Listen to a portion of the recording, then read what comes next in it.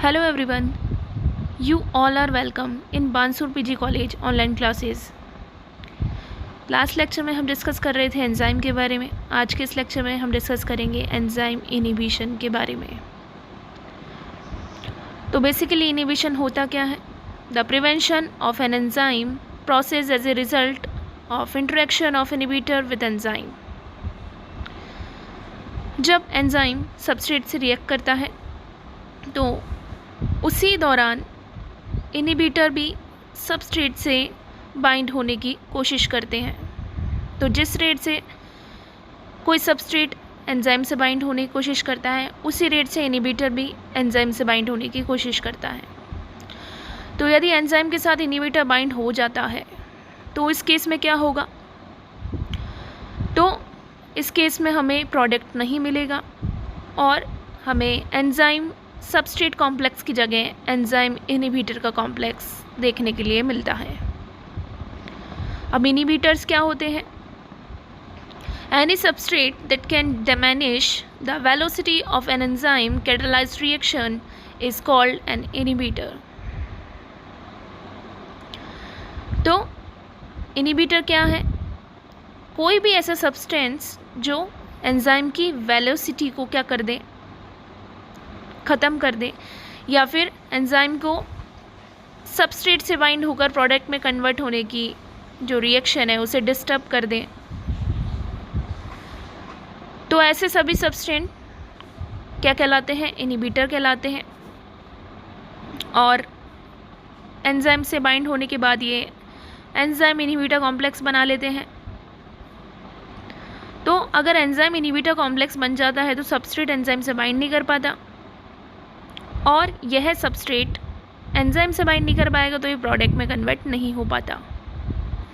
Inhibitor यह भी enzyme की एक्टिव साइट पर ही बाइंड करता है जहाँ पर सबस्ट्रेट बाइंड करता है। तो अगर एक्टिव साइट ही ब्लॉक हो जाएगी तो सबस्ट्रेट कैसे बाइंड करेगा? तो सबस्ट्रेट बाइंड नहीं कर पाता। एंजाइम्स में एक्टिव साइट के अलावा भी अगर एक और एडिशनल साइट प्रेजेंट हो बाइंडिंग की तो इस प्रकार के एंजाइम को हम एलोस्टोरिक एंजाइम्स कहते हैं। तो इन एलोस्टोरिक एंजाइम्स के ऊपर ये जो एडिशनल बाइंडिंग साइट प्रेजेंट होती है, इस पर या तो इफेक्टर मॉलिक्यूल जिसे हम एक्टिवेटर कहते हैं ये बाइंड हो सकता है। तो अगर इस एडिशनल साइट के ऊपर एक्टिवेटर बाइंड होता है तो इससे एंजाइम की जो रिएक्शन रेट है वो इनहेंस हो जाती है, बढ़ जाती है। लेकिन अगर इस एडिशनल साइट पर इनिबिटर बाइंड हो जाता है तो ये एंजाइम की जो रेट है इसे डिस्टर्ब कर देता है और एक तरह से हम कह सकते हैं कि अब जो प्रोडक्ट फॉर्म होगा वो उस रेट से फॉर्म नहीं होगा जिस रेट से वो पहले फॉर्म हो रहा था। तो इस तरह ये नेगेटिव रेगुलेशन भी कर सकता है इस एंजाइम का। एंजाइम इनिबिशन दो प्रकार का हो सकता है। तो इनिबिशन को दो भागों में बांटा गया है जिसमें एक आता है रिवर्सिबल और एक आता है इर्रिवर्सिबल। रिवर्सिबल में क्या होता है? अगर किसी एंजाइम से इनिबिटर बाइंड कर जाए तो वो नॉन कोवेलेंटली बाइंड करता है और कुछ समय बाद क्या होता है, ये अपने आप ही डिसोशिएट हो सकता है, अलग हो सकता है एंजाइम से। तो ऐसे इनिबिटर्स जो कि एंजाइम से नॉन कोवेलेंटली बॉन्ड बनाते हैं उन्हें हम रिवर्सिबल इनिबिशंस कहते हैं। तो एक और होता है इर्रिवर्सिबल। अगर इनिबिटर्स एंजाइम से कोवेलेंटली अटैच हो जाए तो वो एंजाइम की एक्टिव साइट से डिसोशिएट नहीं हो पाते, अलग नहीं हो पाते। रिवर्सिबल इनिबिशंस को फर्दर 4 क्लासेस के अंदर, सब क्लासेस के अंदर डिवाइड किया गया है। तो इसमें आता है कॉम्पिटिटिव, अनकॉम्पिटिटिव, मिक्स्ड और नॉन कॉम्पिटिटिव इनिबिशन। तो रिवर्सिबल इनिबिशन क्या होता है? It is an inhibition of enzyme activity in which the inhibiting molecular entity can associate and dissociate from the protein binding site. मतलब कोई भी इनिबिटिंग मॉलिक्यूल है, inhibitor है, अगर एंजाइम से बाइंड हो जाता है तो वो बाइंड होकर उससे डिसोशिएट भी हो सकता है, ठीक है, उससे अटैच ही नहीं रहता, कोवेलेंटली बॉन्ड नहीं बनाता। तो इसकी 4 सब क्लासेस हम पढ़ेंगे डिटेल के अंदर। इसमें आता है competitive inhibition, uncompetitive inhibition, mixed inhibition और नॉन कॉम्पिटिटिव इनिबिशन। ये सब क्या है? ये रिवर्सिबल इनिबिशंस है। तो एंजाइम के डिफरेंट सब क्लासेस के बारे में स्टडी करने से पहले आपको ये पता होना चाहिए बेसिकली इनिबिटर करता क्या है। तो an enzyme inhibitor is a substance that disturb the normal reaction pathway between E enzyme and substrate. तो यह एंजाइम इनिबिटर क्या करता है? जो रिएक्शन होती है किसके बीच में? एंजाइम के बीच में और हमारे सबस्ट्रेट के बीच में, जो मिलकर ES कॉम्प्लेक्स बनाते हैं, एंजाइम सबस्ट्रेट कॉम्प्लेक्स बनाते हैं। तो यह एंजाइम क्या करता है? इन एंजाइम सबस्ट्रेट कॉम्प्लेक्स को फॉर्म होने से रोकता है, और अगर एंजाइम सबस्ट्रेट कॉम्प्लेक्स बन भी जाए तो इसे प्रोडक्ट में कन्वर्ट होने से रोकता है। इट कैन बी रिवर्सिबल और इरिवर्सिबल। तो हमने जान ही लिया था, ये 2 प्रकार का हो सकता है, रिवर्सिबल और irreversible. If the inhibitor bind to the enzyme transiently it is called reversible inhibitor.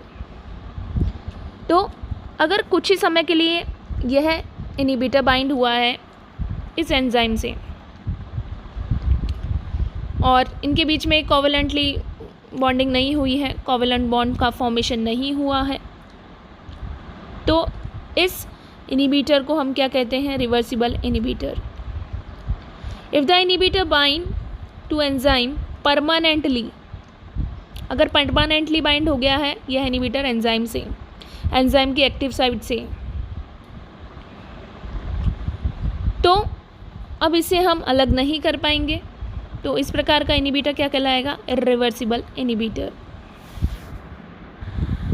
Reversible inhibitor either bind to an active site or another site on the enzyme.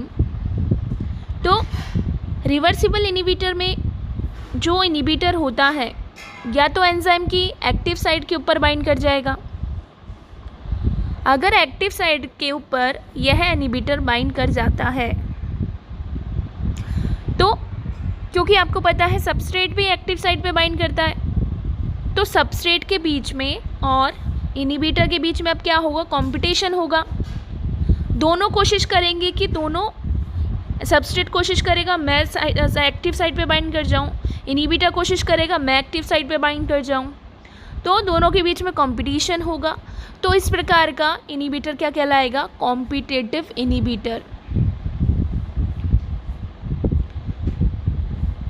और टू अनदर साइट, यदि कोई भी inhibitor active site के अलावा जो additional site present है, जो कि मैंने आपको बताया था एलेस्टोरिक एंजाइम, जिसके अंदर एक्टिव साइट के अलावा भी एक और साइट प्रेजेंट होती है जिसके ऊपर इनिबिटर या एक्टिवेटर आके बाइंड हो सकते हैं।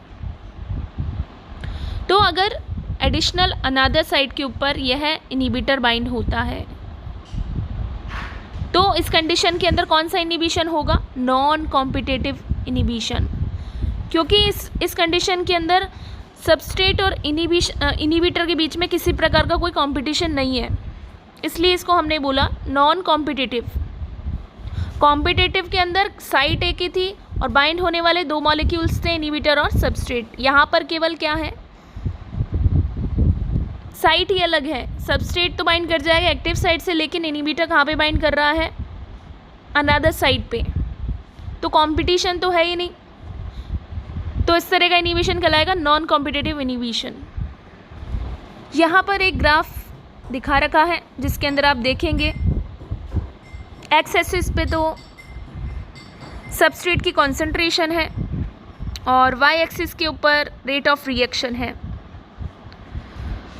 तो अगर हम बात करें कॉम्पिटिटिव इनिबिटर की, तो कॉम्पिटिटिव इनिबिशन के अंदर हम जैसे जैसे सबस्ट्रेट की कॉन्सेंट्रेशन को इंक्रीज़ करेंगे, इंक्रीज़ करने से क्या होगा? रेट ऑफ रिएक्शन भी इंक्रीज होगी। मतलब जितने इनहिबिटर प्रेजेंट है उस रिएक्शन मिक्सचर के अंदर, उसके अंदर हम सबस्ट्रेट की कॉन्सेंट्रेशन बढ़ा दें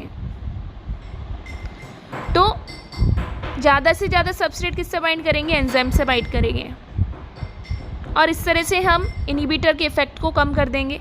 इनहिबिटर बाइंड ही नहीं कर पाएगा एंजाइम की एक्टिव साइट पे। लेकिन अगर हम नॉन कॉम्पिटिटिव इनहिबिटर की बात करें, क्योंकि यहाँ पर सबस्ट्रेट की कंसंट्रेशन का कोई मतलब ही नहीं है, क्योंकि इनहिबिटर एक्टिव साइट पे बाइंड ही नहीं कर रहा, ये तो एडिशनल जो साइट है, अलग साइट है, एलोस्टेरिक साइट जो है उसके ऊपर बाइंड कर रहा है। तो इस केस के अंदर हम कितनी भी सबस्ट्रेट की कॉन्सेंट्रेशन को बढ़ा लें, हमें प्रोडक्ट नहीं मिलेगा, क्योंकि सबस्ट्रेट की कॉन्सेंट्रेशन बढ़ाने का कोई इफेक्ट ही नहीं होगा, क्योंकि यहाँ पर जो इनहिबिटर है वो एक्टिव साइट पर बाइंड नहीं कर रहा, दूसरी साइट पर बाइंड कर रहा है। तो इसलिए सबस्ट्रेट की कॉन्सेंट्रेशन बढ़ाने पर भी रिएक्शन रेट के अंदर किसी प्रकार की बढ़ोतरी नहीं होगी, इंक्रीमेंट नहीं देखा जाएगा। तो अब हम बात करते हैं कॉम्पिटिटिव इनहिबिटर के बारे में। दे compete with the substrate to bind to the active side of enzyme। तो यहाँ पर जो इनहिबिटर्स है वो compete करेंगे सबस्ट्रेट के साथ, किस लिए, एक्टिव साइट पर बाइंड होने के लिए। It increases Km but the Vmax is unchanged because with enough substrate concentration the reaction can still complete। तो यहाँ पर Km जो है, Km क्या है, सबस्ट्रेट की कंसंट्रेशन है, क्योंकि कॉम्पिटिटिव इनहिबिटर के अंदर हम क्या करते हैं, इनहिबिशन में हम क्या करते हैं, हम सबस्ट्रेट की कंसंट्रेशन बढ़ा देंगे तो हमारा क्या होगा, रिएक्शन रेट हमारी बढ़ जाएगी, और सभी एंजाइम किससे रिएक्ट करेंगे, किससे बाइंड हो जाएंगे, सबस्ट्रेट से बाइंड हो जाएंगे, और हमारा जो है प्रोडक्ट है वो फॉर्म हो जाएगा, प्रोडक्ट बन जाएगा। और इस केस के अंदर जो मैक्सिमम वेलोसिटी है Vmax जो है, तो Vmax क्या होता है, वह पॉइंट जिसके ऊपर सारे एंजाइम किससे बाइंड रहते हैं, सबस्ट्रेट से बाइंड रहते हैं।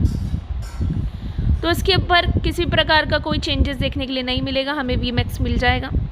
हम कह सकते हैं जो Vmax है हमारा मैक्सिमम वेलोसिटी जो है वो क्या रहेगी, सेम रहेगी। बस यहाँ पर क्या इंक्रीज़ होगा, हमें सबस्ट्रेट की कॉन्सेंट्रेशन बढ़ानी पड़ेगी, जो कि हमारा Km है, Km इंक्रीज़ होगा और हमें प्रोडक्ट मिल जाएगा। तो कॉम्पिटिटिव इनहिबिटर के लिए जो इक्वेशन है वो होती है V = Vmax into substrate upon Km into 1 + I/Ki।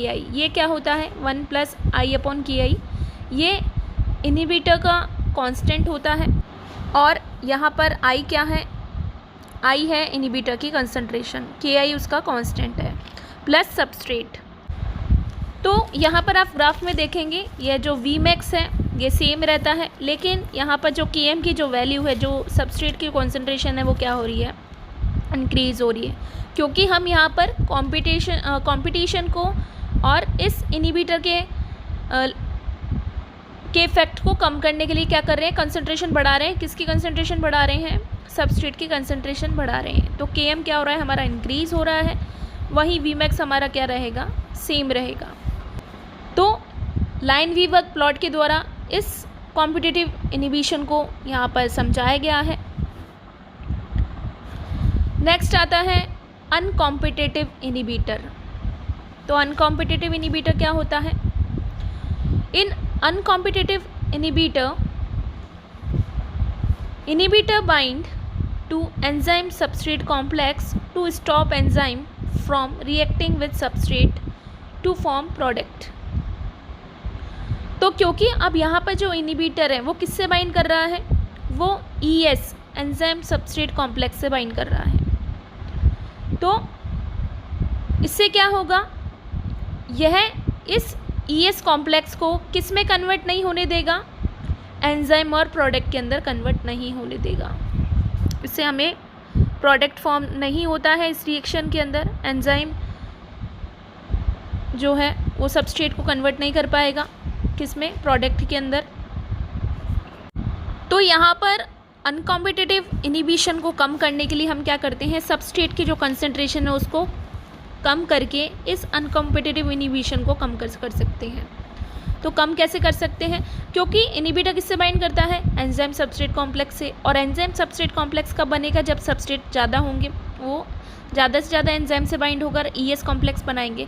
अगर सबस्ट्रेट की कंसंट्रेशन कम होगी, ठीक है, इस केस में क्या होगा, कम से कम ES कॉम्प्लेक्स फॉर्म होंगे, और ES कॉम्प्लेक्स कम फॉर्म होंगे तो इनिबिटर भी कम बाइंड करेंगे। तो इस अनकॉम्पिटिटिव इनिबिटर के अंदर क्या होता है, जो Km होता है, सबस्ट्रेट की जो कंसंट्रेशन होती है वो तो डिक्रीज़ होती है, वहीं जो Vmax होता है वो भी क्या होता है, डिक्रीज़ होता है, क्योंकि सबस्ट्रेट की कंसंट्रेशन ही कम है।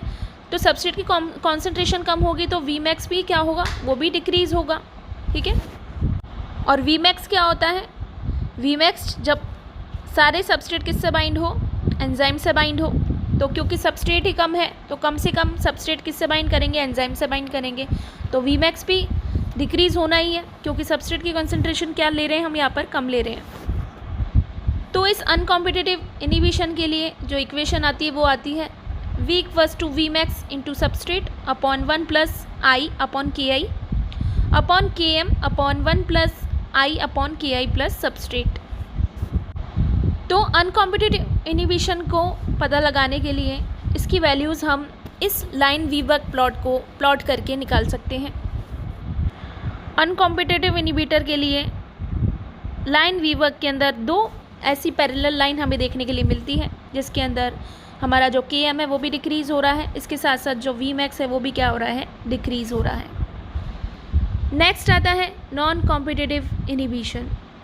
नॉन कॉम्पिटिटिव इनिबिशन के अंदर क्या होता है, जो इनिबिटर होता है वो एंजाइम से भी बाइंड कर सकता है केवल, और एंजाइम सबस्ट्रेट कॉम्प्लेक्स से भी बाइंड कर सकता है। जब किसी एंजाइम से सबस्ट्रेट बाइंड करता है और ES कॉम्प्लेक्स बनाता है, तब उसकी दूसरी साइड पर, एलोस्टेटिक साइड पर इनिबिटर जाकर बाइंड कर जाता है। इससे क्या होता है, यह इनिबिटर इस एंजाइम की एक्टिव साइड पर जहाँ पर सबस्ट्रेट बाइंड है उसके अंदर कुछ कन्फॉर्मेशनल चेंजेस लाता है, जिसके कारण क्या होता है, अब यह सबस्ट्रेट इस एंजाइम से बाइंड नहीं कर पाता और इससे अलग हो जाता है। तो इस नॉन कॉम्पिटिटिव इनिबिशन के अंदर क्या होता है, जो इनिबिटर बाइंड करता है another location on the enzyme, तो इसमें जो Vmax है वो भी डिक्रीज़ होता है, इसके साथ साथ जो Km जो होता है उसके अंदर किसी प्रकार का कोई चेंजेस नहीं देखने के लिए मिलता, क्योंकि इस प्रकार के इनिबिशन के अंदर जो एंजाइम के हैं उसकी एलोस्टेटिक साइड पर इनिबिटर प्रेजेंट है। तो अगर हम सबस्ट्रेट की कॉन्सेंट्रेशन जो Km है उसको इंक्रीज़ भी कराएंगे तो भी कोई इफेक्ट नहीं होगा, अगर सबस्ट्रेट की कॉन्सेंट्रेशन Km को अगर हम डिक्रीज़ भी कराएंगे तो भी कोई इफेक्ट नहीं होगा। तो यहाँ पर Km की जो कंसंट्रेशन है वो अनअफेक्टेड होती है, और हमें जो Vmax है वो हमें नहीं मिल पाता, या हम कह सकते हैं जो Vmax है वो क्या हो जाता है, रिड्यूस्ड हो जाता है। तो इस प्रकार का इनिबिशन क्या कहलाता है, नॉन कॉम्पिटिटिव इनिबिशन, क्योंकि यहाँ पर किसी प्रकार का कोई कंपटीशन नहीं है सबस्ट्रेट और इनिबिटर के बीच में। तो एंजाइम के इन तीन इनिबिशन मैकेनिज़्म को आप यहाँ से कंपेयर कर सकते हैं। कॉम्पिटिटिव के अंदर क्या होता है, ये जो इनिबिटर होता है वो केवल फ्री एंजाइम से बाइंड करता है और compete करता है किससे, सबस्ट्रेट के साथ। अगर सबस्ट्रेट के कंसंट्रेशन को बढ़ा दो तो हम इस प्रकार के इनिबिशन से ओवरकम कर लेंगे, ठीक है, इनिबिटर के इफेक्ट को कम कर देंगे। सेकंड, नॉन कॉम्पिटिटिव के अंदर जो इनिबिटर होता है वो एंजाइम से भी बाइंड कर जाएगा और ES कॉम्प्लेक्स से भी बाइंड कर जाएगा, ठीक है। तो सबस्ट्रेट की कॉन्सेंट्रेशन इंक्रीज़ भी कर दे तो भी कोई इफेक्ट हमें यहाँ पर हम इनिबिटर के इफेक्ट को कम नहीं कर सकते। तीसरी condition, uncompetitive inhibitor bind to ES complex only, increase substrate favour the inhibition by inhibitor. तो अनकॉम्पिटिटिव के अंदर क्या देखा था हमने, जो इनिबिटर है वो किससे बाइंड कर सकता है, एंजाइम सबस्ट्रेट कॉम्प्लेक्स से बाइंड कर सकता है केवल, और यदि हम इस केस के अंदर सबस्ट्रेट को इंक्रीज़ कराते हैं, ठीक है, तो सबस्ट्रेट की कंसंट्रेशन इंक्रीज होगी तो ज़्यादा से ज़्यादा एंजाइम सब्सट्रेट कॉम्प्लेक्स मिलेंगे। तो ये तो फेवर करेगा, किसके लिए फेवर करेगा? इनिबिशन के लिए, ठीक है। इनिबिटर ज़्यादा से ज़्यादा ES कॉम्प्लेक्स इन्हें मिल जाएंगे तो इनिबिटर ज़्यादा से ज़्यादा ES कॉम्प्लेक्स से बाइंड कर जाएंगे और हमें Vmax जो है हमारा वो नहीं मिल पाएगा। तो ये क्या है? अनकॉम्पिटिटिव इनिबिशन है। अब हम बात करेंगे कुछ ऐसे फैक्टर्स की जो एंजाइम एक्शन को क्या करते हैं, अफेक्ट करके जाते हैं। Enzyme are most active at an optimum temperature usually 37 degree centigrade. तो ह्यूमंस के अंदर अगर हम बात करें तो जो एंजाइम की जो एक्टिविटी है उनको एक पर्टिकुलर टेम्परेचर चाहिए होता है जिसे हम कहते हैं ऑप्टिमम टेम्परेचर। उसी के ऊपर ये एंजाइम क्या करते हैं, फुल्ली एक्टिव होते हैं और फंक्शनल होते हैं। Show little activity at low temperature, और कम टेम्परेचर में इनकी कुछ ही एक्टिविटी शो होती है, कह सकते हैं हम बहुत ही कम एक्टिव होते हैं। Lose activity at high temperature as denaturation occur. लेकिन अगर इस ऑप्टिमम टेम्परेचर से 37 से ज़्यादा अगर हम टेम्परेचर बढ़ा दें तो इस कंडीशन में क्या होंगे, एंजाइम की जो एक्टिविटी होगी वो ख़त्म हो जाएगी। एक तरह से हम कह सकते हैं कि जो एंजाइम है वो कैसा हो जाएगा, नॉन फंक्शनल हो जाएगा। क्योंकि एंजाइम किसके बने होते हैं, प्रोटीन के बने होते हैं, और प्रोटीन हाई टेम्परेचर पे क्या हो जाता है, उसके अंदर विकृति आ जाती है। विकृति आने का मतलब होता है वो फंक्शनल नहीं रहे, उनका कोई काम नहीं रह गया है, ठीक है। तो हाई टेम्परेचर पर एंजाइम अपनी एक्टिविटी खो देते हैं और क्या हो जाते हैं, डीनेचर हो जाते हैं। तो इनके लिए एक पर्टिकुलर टेम्परेचर चाहिए होता है जिसके ऊपर ये क्या होते हैं, फुल्ली एक्टिव होते हैं और अपना फंक्शन करते हैं। नेक्स्ट आता है pH and enzyme action. Most of the enzyme active at the optimum pH। जिस प्रकार से एक ऑप्टिमम टेम्परेचर की ज़रूरत होती है वहीं उसी तरह एक ऑप्टिमम pH भी ज़रूरी होती है एंजाइम के फंक्शन के लिए। Contain R group of amino acid with proper charge at optimum pH। Lose activity in the low or high pH as tertiary structure is disturbed. तो एंजाइम क्या करते हैं, एक पर्टिकुलर pH पे वर्क करते हैं, उससे कुछ ज़्यादा या फिर उससे कम pH के ऊपर ये क्या हो जाते हैं, इनकी एक्टिविटी ख़त्म हो जाती है। नेक्स्ट फैक्टर आता है सबस्ट्रेट की concentration. As substrate concentration increases the rate of reaction increases, ठीक है। तो जैसा कि आपको पता है सबस्ट्रेट की कॉन्सेंट्रेशन जैसे ही हम बढ़ाएंगे तो एंजाइम की जो रेट होगी वो भी इंक्रीज़ होगी, क्योंकि ज़्यादा से ज़्यादा सबस्ट्रेट एंजाइम से बाइंड करेंगे और ज़्यादा से ज़्यादा एंजाइम से अगर सबस्ट्रेट बाइंड करेंगे तो ये एंजाइम क्या करेगा, इन सब सबस्ट्रेट को किस में कन्वर्ट कर देगा, प्रोडक्ट में कन्वर्ट कर देगा। The enzyme eventually become saturated given maximum activity.